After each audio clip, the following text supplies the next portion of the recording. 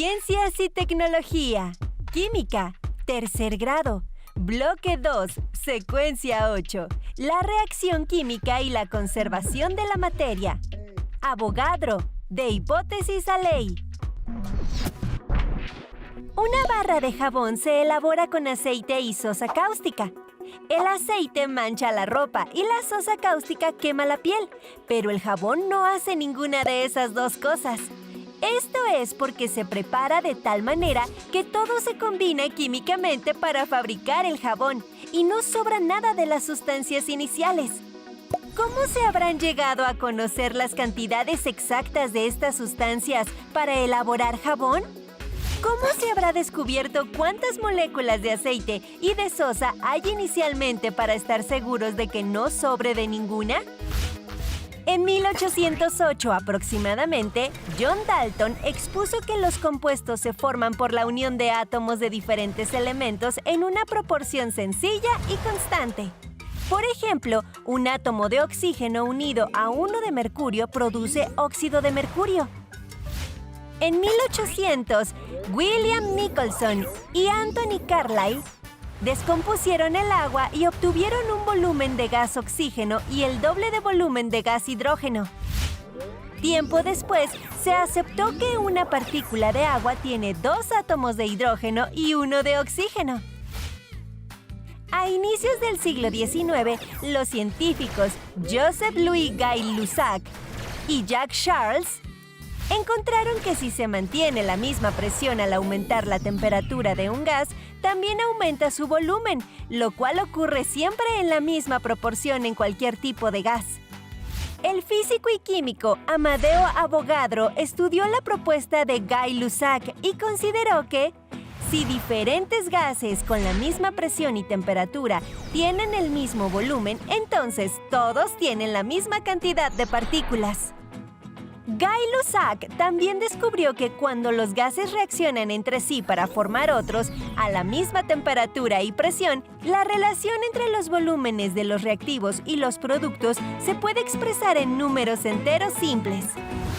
Por ejemplo, 3 partes de hidrógeno más 1 de nitrógeno resulta en 2 partes de amoníaco. Y 2 volúmenes de hidrógeno y 1 de oxígeno, al reaccionar, generan 2 de agua en forma de gas. Con la propuesta de Gay-Lussac, Avogadro razonó de la siguiente manera.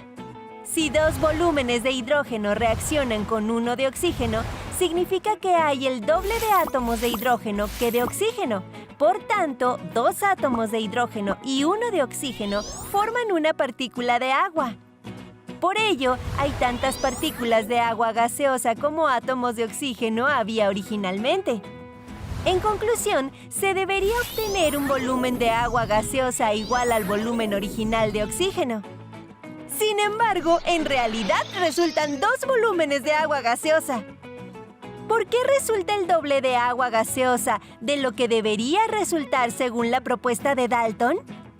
Es muy fácil ver los volúmenes de los gases antes y después de reaccionar, pero no se pueden ver los átomos. Avogadro concluyó que las partículas de los gases no constan de un solo átomo, sino de pares de ellos. Y dedujo que, al reaccionar, los pares de átomos se separan para unirse con los del otro elemento. Tal conclusión se demostró con las reacciones de otros gases. Estos resultados fueron distintos a los que se obtendrían, según Dalton, con gases monoatómicos. De esta manera, la propuesta de Avogadro sobre las partículas diatómicas es congruente con los resultados de los volúmenes de los gases. En 1811, Avogadro dio a las partículas el nombre de moléculas, las cuales pueden ser diatómicas, triatómicas o mayores. La hipótesis de Avogadro considera que las moléculas de los gases son diatómicas y que, a igual volumen de gases diferentes, igual cantidad de moléculas. Sin embargo, dicha hipótesis se aceptó hasta 1860, cuando el químico Stanislao Cannizzaro se apoyó en ella para diferenciar el peso atómico del peso molecular. Gracias a las aportaciones de Avogadro, el peso molecular se expresa como 6.022 por 10 a la 23. Esta unidad de medida recibe el nombre de mol. La físico-química moderna se basa esencialmente en esta teoría. A partir de las aportaciones de Avogadro y Cannizzaro, podemos saber con precisión la cantidad de moléculas que hay en una sustancia con solo saber su masa y fórmula química. Así nos aseguramos de que no sobre ni falte algún reactivo. Gracias a esto, en el proceso para hacer jabón, se utilizan las cantidades necesarias de aceite y de sosa cáustica y obtener así un producto que no queme ni manche.